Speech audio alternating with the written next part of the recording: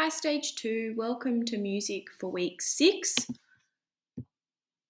This week we are learning to demonstrate an awareness of musical concepts and use simple systems to represent sounds through creating and finishing our compositions that we've been working on for the last few weeks.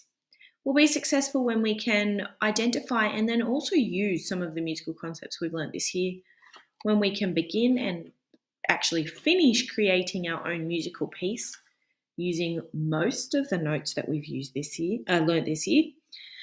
When we can identify and explain what the different notes are, that's something that we've already done. And when we are able to explore the pitch possibilities of an instrument, either through using a musical instrument that we have at home or using an online virtual piano or other instrument that you've been able to find. Last week we revised concepts that we'd already learnt. We began to add melody, which is the pitch, to our compositions. We experimented with a virtual piano and then we created a Flipgrid video of ourselves playing our compositions so far. And I was absolutely delighted to see so many of you having a go at videoing yourselves playing your compositions and really having a go at adding melody or pitch to your composition. So well done.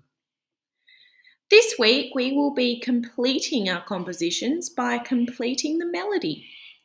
So we will make sure that we have all 12 bars that have got melody in them. So you should have, or 8 bars, you should have 8 to 12 bars of music that you've composed. The first 4 bars should already have melody added to them, but now we need to finish adding the melody to the whole piece. And you might also look at adding dynamics. Now that's not something you must do. I'm not going to talk about dynamics, but if you know what I'm talking about, when I'm saying dynamics, you can add dynamics to your music piece as well.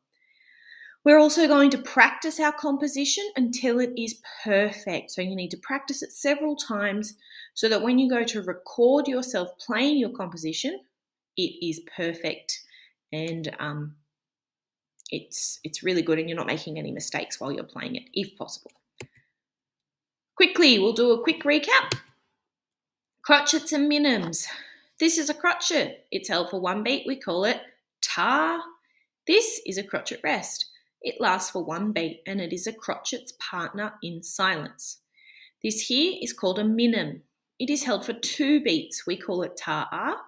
And we know that this hat-looking rest here is a minim rest. It lasts for 2 beats and it is a minim's partner in silence. Quavers.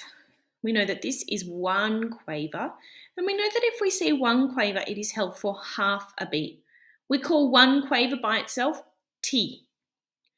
When we see this funny symbol looking thing here, we know that this is a pair of quavers. So 2 quavers together becomes a pair of quavers. We know that 2 quavers together lasts for 1 beat and we call them TT. This is called a quaver rest. It lasts for half a beat and it is a quaver's partner in silence. So far this year at school we learnt D and A. We learnt where D and A sat on the stave on our instrument, and we also learnt in online learning we looked at G. So we've all learnt where G sits on the stave and we've also learnt where G sits on our instrument. So have a look at your instrument now. If you play the violin, you read a treble clef, have a look at where your D, your A and your G sit. Have a look at where they sit on your instrument. If you play a viola, you're reading the alto clef. Have a look at where they sit on the stave and have a look at where they sit on your instrument. Just to recap quickly. And if you play cello and double bass, you guys both read bass clef. Have a look at where your D sits. Have a look at where your open string for your A sits. Have a look at where your open string for your G sits. And also have a look at where they sit on your instrument.